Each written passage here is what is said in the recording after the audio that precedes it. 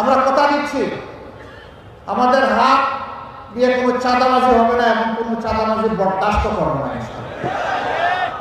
আমরা কথা দিচ্ছি বাংলাদেশের 1 ইঞ্চি মাটির উপর কারো কোনো দখল বাণিজ্য চলবে না এবং চলতে দেব না। আমরা কথা দিচ্ছি সরকারি, আধা সরকারি, বেসরকারি অফিসে বসে কেউ ঘুষ খাওয়ার প্রয়োজন অনুভব করবে না এবং দুঃসাহস দেখাবে না। আমরা কথা দিচ্ছি আমাদের যুব সমাজের হাতকে আমরা কর্মীর কারিগরের হাতে পরিণত করতে চাই। তারা হলো দেশ গড়ার কারিগর। সার্টিফিকেট নিয়ে তারা বের হয়ে বেকারত্বের অভিশাপে কান্নাকাটি করবে না, হাউতাস করবে না। তাদেরকে নৈতিক এবং জাগতিক শিক্ষা এমনভাবে সমৃদ্ধ করা হবে যে প্রত্যেকটা ছাত্র কিংবা ছাত্রী তার শিক্ষার পাঠ চুকানোর সাথে সাথে দেশ গড়ার একজন যোগ্য কারিগরে পরিণত হবে এবং কাজ তার হাতে চলে আসবে।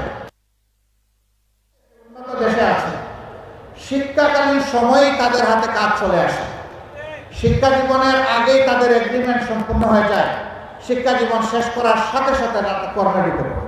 তারা পরীক্ষার রেজাল্টের অপেক্ষা করেন, অতীতের রেজাল্টকে মূল্যায়ন করেই তাদের হাতে এইভাবে কাজ চলে আসে। আমরা এই ধরনেরই একটি সমৃদ্ধ, যুব সমৃদ্ধ বাংলাদেশ গড়তে চাই ইনশাআল্লাহ।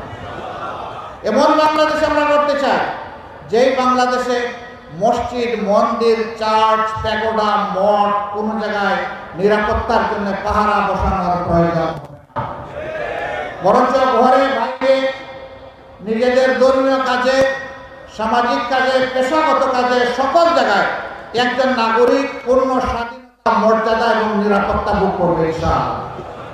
এই ক্ষেত্রে নারী পুরুষকে সমান মর্যাদা এবং নিরাপত্তা দেওয়া হবে।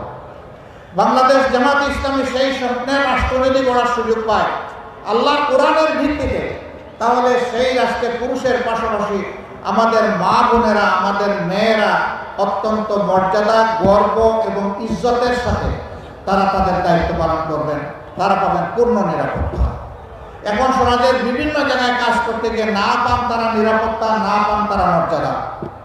সেদিন তারা মায়ের মর্যাদা পাবেন, সহদরা বোনের মর্যাদা পাবেন, ঔরসজাত মেয়ের মর্যাদা পাবেন ইনশাআল্লাহ। এবং ঘুরে ফিরে আমরা তাদেরকে পূর্ণভাবে মায়ের মর্যাদায় অভিষিক্ত করব। রাসূল করিম সাল্লাল্লাহু আলাইহি ওয়াসাল্লাম সবচেয়ে ঝুঁকিপূর্ণ কাজ যুদ্ধের ময়দানে মহিলাদেরকে সম্পৃক্ত করেছেন, সুযোগ দিয়েছে। আমরা তাদেরকে বঞ্চিত করার অধিকার রাখি না। তারা তাদের যোগ্যতা, দক্ষতা অনুযায়ী তারা রাষ্ট্রের কাজে অবদান রাখে। এই রাষ্ট্রে শুধু মুসলমানরা বসবাস করে না, অন্যান্য ধর্মের লোকেরাও বসবাস করে। আমাদেরকে যিনি পয়দা করেছেন তিনিই তাদেরকে পয়দা করেছেন। সুতরাং সেই আল্লাহর দৃষ্টিতে মানুষ হিসাবে তাদের যত নাগরিক অধিকার আছে পূর্ণ নাগরিক অধিকার তারা ভোগ করবে ইনশাআল্লাহ। সেখানে ধর্মের কারণে কোনো মানুষ তার যোগ্য ভূমিকা পালন থেকে বঞ্চিত হবে না। তবে দুঃখের বিষয়, গত 15.5 বছর তার একটু দাড়ি আছে, কে তার পেশাগত দায়িত্ব পালনের সময় নামাজে যায়, তাকে চরমভাবে অপদস্থ, কুণ্ঠাসা এবং তার অধিকার থেকে তাকে বঞ্চিত করা হয়েছে। এই অপকর্ম আর বাংলাদেশে চলতে দেওয়া হবে না ইনশাআল্লাহ।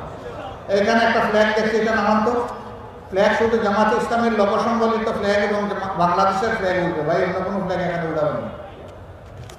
সম্মানিত ভাইয়েরা, আমরা বলছিলাম যে সেই বৈষম্যহীন একটা বাংলাদেশ আমরা গড়তে চাই। এই বাংলাদেশ জামাতে ইসলামের রূপণ কর্মী এবং সমর্থকরা একা করতে পারবে না। এই বাংলাদেশ গড়ার কাজে সমস্ত জনগণের ঐক্যবদ্ধ সহযোগিতা লাগবে।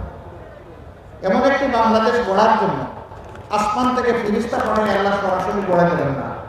এই জমিনের মানুষেরাই গড়বে। তারা ভালো পথে এগুলো, আল্লাহ সন্তুষ্টির পথে এগুলো, শান্তির দিকে আগালে আল্লাহ তাআলা তার ফিরিস্তা পাঠায় সাহায্য করবেন ইনশাআল্লাহ।